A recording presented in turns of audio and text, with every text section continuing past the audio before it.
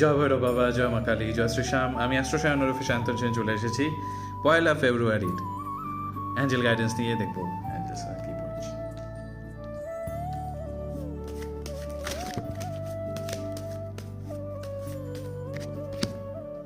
A new romantic cycle begins. A new romantic cycle begins.